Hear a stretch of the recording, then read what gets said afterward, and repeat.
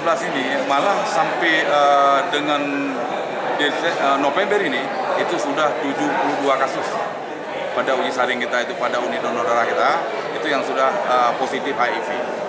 Jadi maka tindakan kita itu untuk untuk keseriusan darah, maka itu seluruh yang kita anggap itu sudah teridentifikasi atau HIV, itu kita udah cekal semua.